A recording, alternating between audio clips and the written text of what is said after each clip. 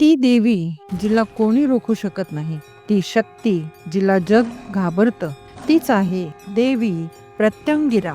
न्यायासाठी उदयास येणारी आणि अन्यायाचं समूळ नष्ट करणारी.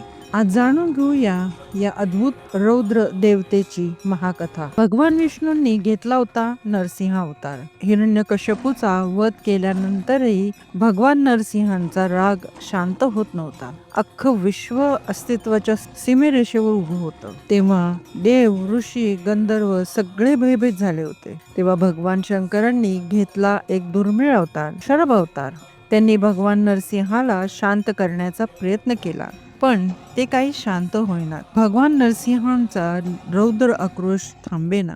मग भगवान शंकरांच्या त्रिनेत्रातून प्रकट झाली एक तेजस्वी सिंहमुखी मानव शरीरी देवी प्रत्यंगिरा.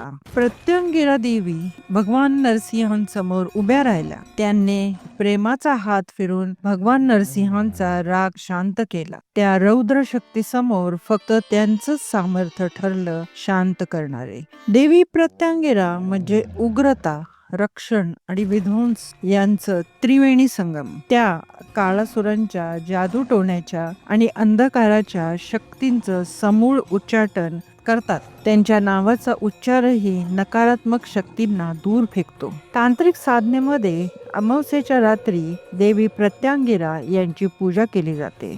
त्या दुर्दैव, शाप आणि वाईट नजरेपासून रक्षण करतात.